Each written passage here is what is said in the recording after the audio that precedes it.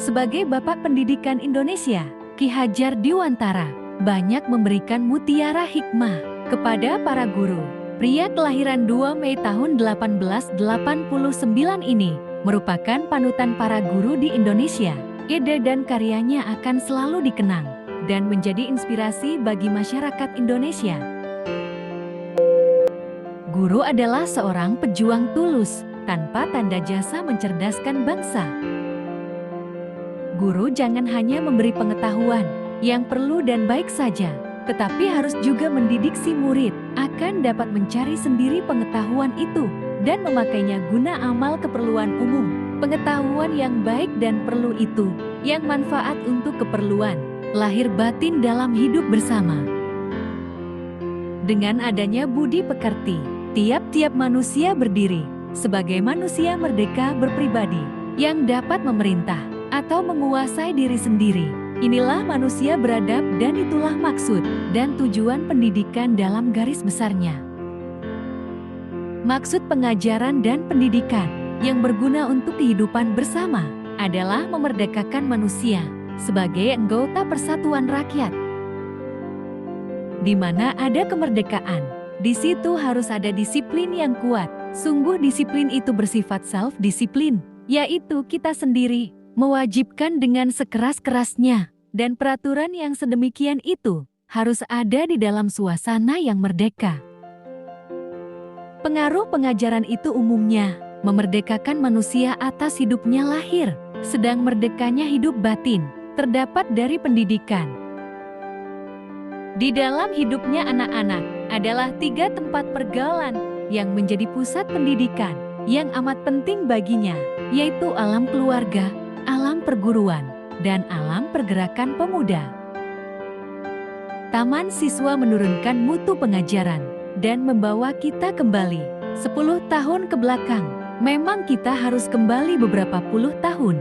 Kita amat mengingini untuk menemukan titik tolak agar kita dapat berorientasi kembali.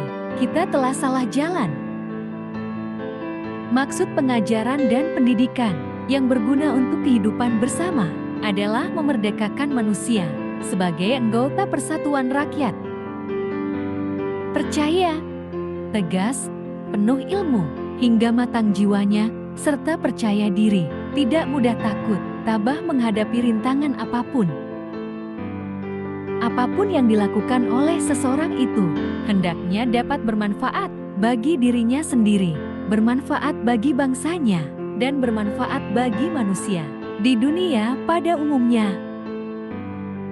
Kalau suatu ketika ada orang meminta pendapatmu, apakah Ki Hajar Dewantara itu seorang nasionalis, radikalis, sosialis, demokrat, humanis, ataukah tradisionalis? Maka katakanlah bahwa aku hanyalah orang Indonesia. Dalam berbicara seseorang harus tetap berpikiran jernih hingga dapat mencetuskan ide diunggul dan berakhir dengan kemenangan.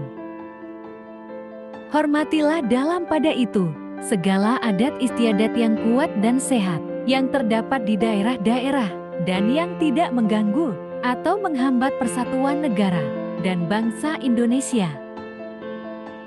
Among sistem kita yaitu menyokong kodrat alamnya, anak-anak yang kita didik agar dapat mengembangkan hidupnya, lahir dan batin menurut kodratnya sendiri-sendiri.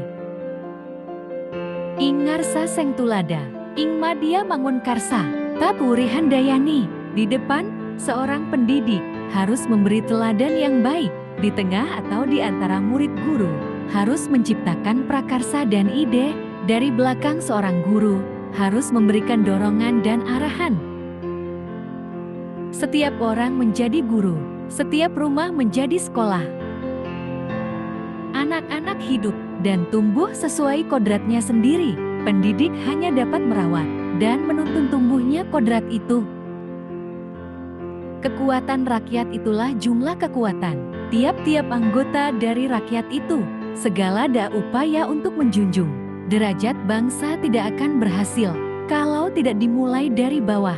Sebaliknya rakyat yang sudah kuat akan pandai melakukan segala usaha yang perlu atau berguna untuk kemakmuran negeri.